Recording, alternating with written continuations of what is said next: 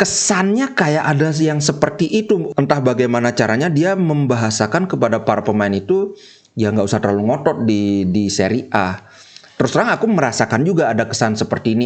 Level winnernya Itali tidak pernah degradasi. Inter Milan kebanggaanku.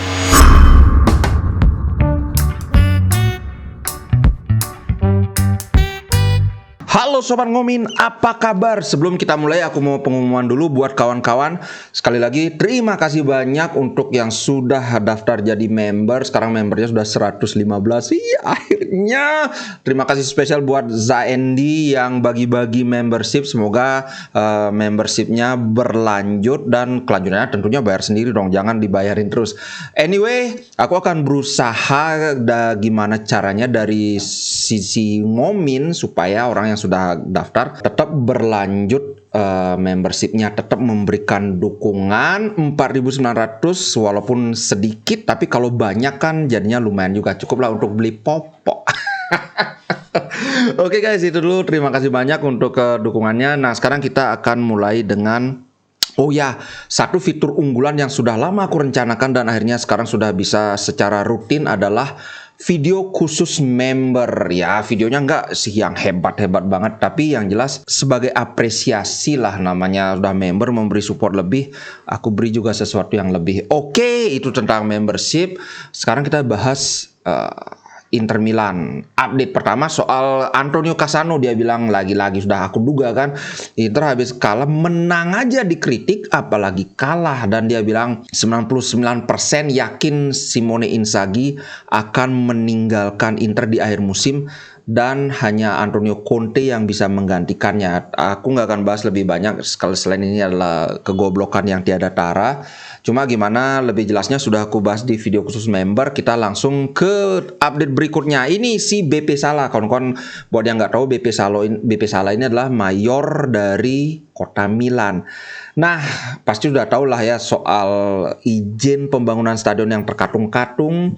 Sekarang ini si Salah ini sumbernya adalah dari FC Internews ya. Dia seolah-olah mau cuci tangan. Dia bilang, I'll meet with Inter Milan and AC Milan tomorrow to clear the air regarding new stadium plans. Saya akan bertemu dengan Milan dan Inter untuk memperjelas gimana sih situasinya, karena katanya dia itu tidak tahu secara persis permasalahannya apa yang bikin ini mandek, karena dia tidak mendapat update secara berkala, sehingga akhirnya dia ingin bikin pertemuan dengan Milan dan Inter, which is apa ya, kok kayak politisi negara berflower ininya ngeletnya. Anyway, aku udah males lah itu. Pokoknya Milan pingin bikin stadion sendiri, silahkan. Inter bikin stadion sendiri lebih bagus lagi.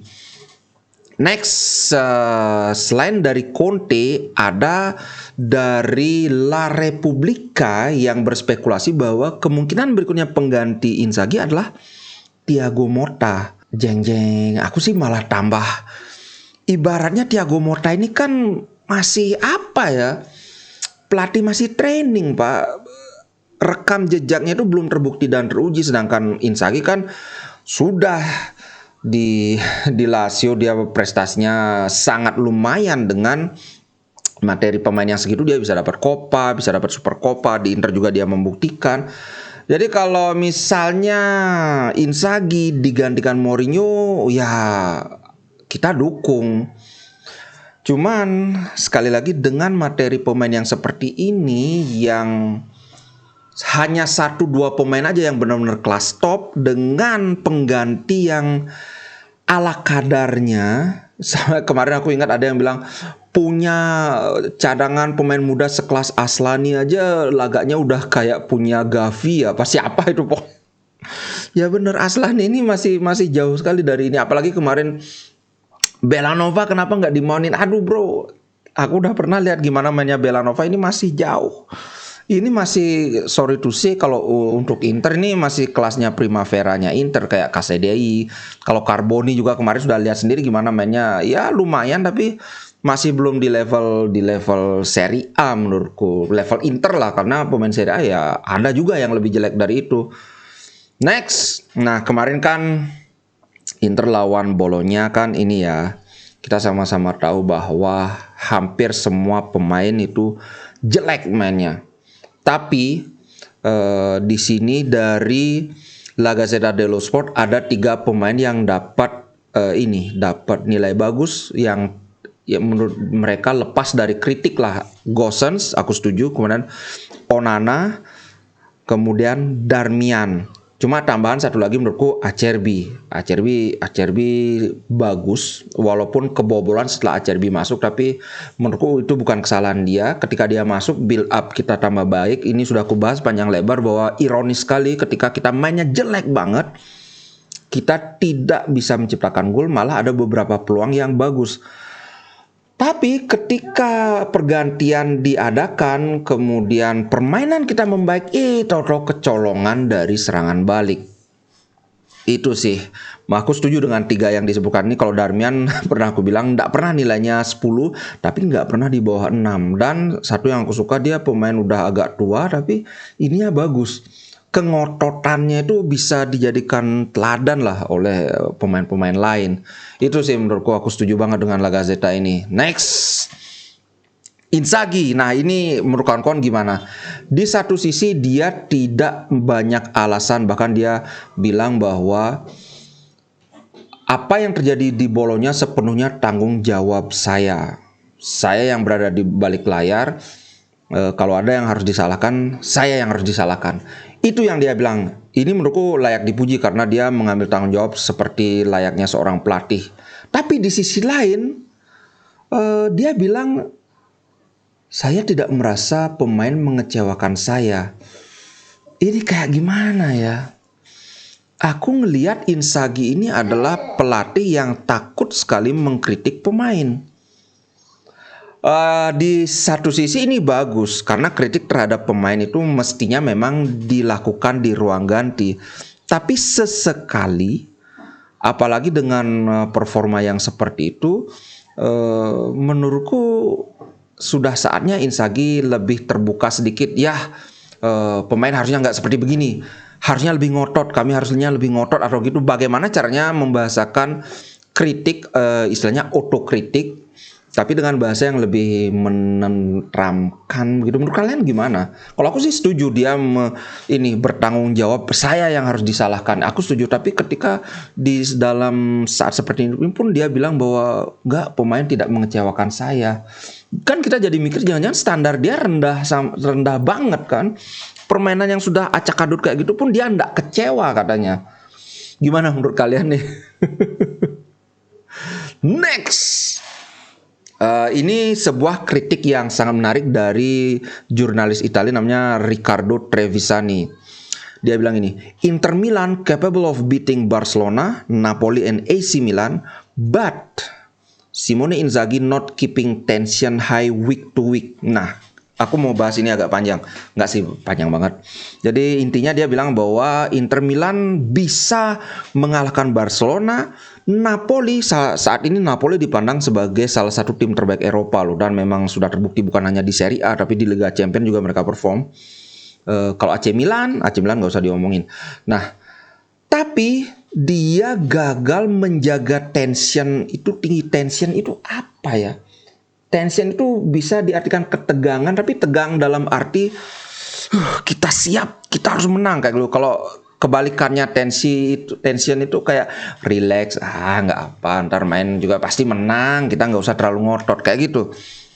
Nah ini yang menjadi sebuah kritik karena banyak pihak yang menilai bahwa kekalahan lawan Bologna itu seperti dalam tanda kutip seolah-olah pemain itu sudah kayak ada kesepakatan tidak tertulis ingin melepas Serie A. Setuju nggak? Kayak udah deh kita ngototnya di cup aja karena jarak dengan Napoli itu udah terlalu jauh. Kita ngotot juga takutnya nanti kehabisan tenaga, justru di kompetisi cup kita keteteran. Kesannya kayak ada yang seperti itu, walaupun nggak mungkin Inzaghi ngomong anak-anak kalian ini aja mainnya santai aja, kan nggak mungkin. Tapi kesannya tuh seolah-olah entah bagaimana caranya dia membahasakan kepada para pemain itu ya nggak usah terlalu ngotot di Serie A. Terus terang aku merasakan juga ada kesan seperti ini. Apakah ini benar atau memang kayak aklamasi aja pemain-pemain itu ngerasa ya udah kita nggak usah terlalu ngotot. Apakah itu instruksinya Inzaghi gitu? Yang jelas memang kesannya seperti itu. Aku setuju dengan analisa si Trevisani ini. Tapi di sisi lain adalah ada dua kritik yang sangat bertolak belakang. Yang satu kritiknya adalah Inzaghi kalau sudah punya the winning team itu ngapain sih lagi diganti-ganti? Ngapain sih lagi dirotasi? Yang ini jelas kita sama-sama tahu nggak bisa kalau tim yang main itu, apalagi selama hampir 3 bulan kita hampir selalu main 2 kali seminggu, ya nggak bisa terus-terusan. Tapi di sisi lain ada juga yang mengkritik Inzaghi nggak berani rotasi, yang dimainin itu aja, pemain muda nggak dikasih kesempatan. Kok bisa ada dua kritik yang sangat bertolak belakang ini? Kalau menurutku di kritik kedua, yang pemain yang mestinya lebih sering dikasih kesempatan itu cuma Aslani. Yang menurutku layak diberi kesempatan tapi tidak mendapat kesempatan beberapa pertandingan belakangan ini. Menurutku Aslani. Apalagi dengan Mkhitaryan yang sudah kelelahan. Barella juga yang sudah kelihatan kelelahan. Dan Hakan juga. Kalau ngomongin Belanova, sorry to say, Belanova ini memang belum paling kelihatan pemain yang belum matang itu adalah positioning dia ketika tidak sedang pegang bola. Di sini sering banget Belanova keteteran menurutku. Itu sih. Kalau menurut kawan-kawan gimana ya tentang dua kritik yang sangat bertolak belakang ini?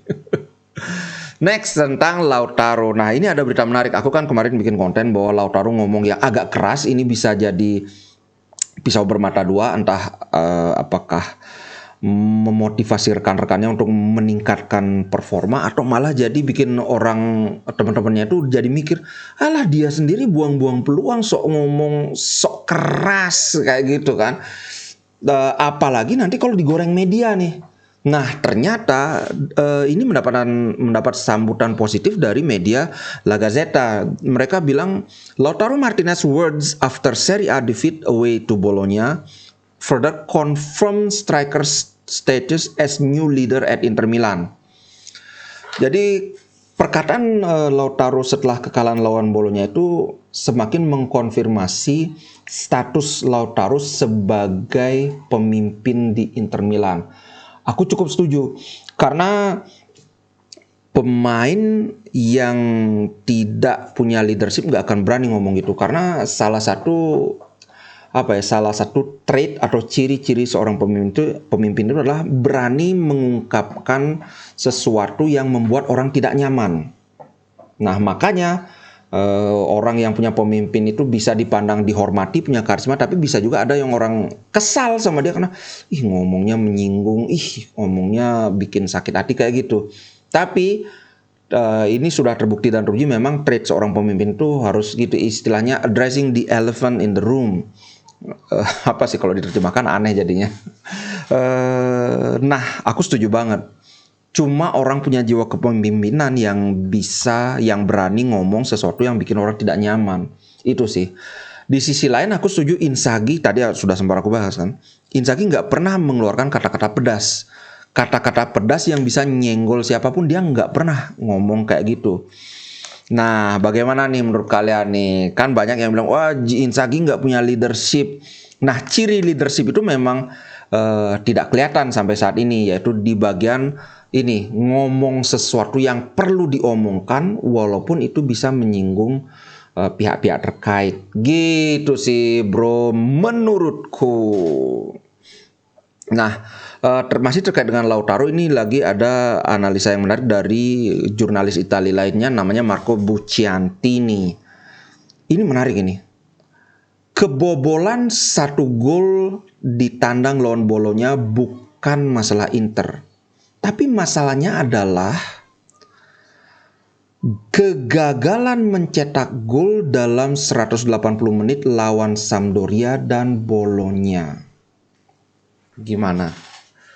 Aku setuju. Di awal musim memang pertahanan kita itu adalah salah satu kelemahan kita. Nah, di kemarin kebetulan kelemahan itu muncul, tapi tidak selalu ada loh, dibandingkan dengan awal musim ini selalu dan selalu muncul. Nah, ketika kita kebobolan lawan Bolonya, kelemahan ini secara tidak sengaja muncul dan dimanfaatkan dengan baik. Tapi yang lebih parah adalah betul seperti yang dikatakan, kegagalan Inter mencetak gol. Berapa itu? Peluangnya Dzeko, peluangnya Lukaku, peluangnya Lautaro, peluangnya Hakan yang dia kepleset itu. Ini menurutku 4 peluang yang sangat emas banget yang gagal dicetak menjadi gol. Kalau ini 4-4-nya gol, walaupun kebobolan kan nggak masalah. Menurutku ini agak ironis mengingat musim lalu Inter adalah tim yang sangat produktif, sangat pencetak gol terbanyak di Serie A. Tapi kok bisa di beberapa pertandingan terakhir, kok bisa masalah kita itu justru gagal mencetak gol? Itu gimana menurut kawan-kawan dengan pendapatnya Bu Cianti ini? Kalau aku setuju, bukan masalah kebobolannya, tapi gagal mencetak golnya. Dan salah satu yang sangat layak disalahkan kemarin adalah Lautaro, karena dia yang gagal mengkonversi peluang, bahkan peluangnya peluang yang apa ya, kalau striker lain mungkin 90% gol gitu loh. Oke guys, itu dulu untuk konten kali ini. Bagaimana pendapat kalian? Tolong tulis di komen. Nanti agak siang mungkin aku bikin konten lagi, bacakan komen, karena sekali lagi aku minta maaf nggak bisa jawabin komen semuanya. Oke, ciao guys, sampai jumpa di konten ngomin berikutnya. Inter Milan di dadaku, biru hitam warna darahku. Treble winnernya Itali, tidak pernah degradasi. Inter Milan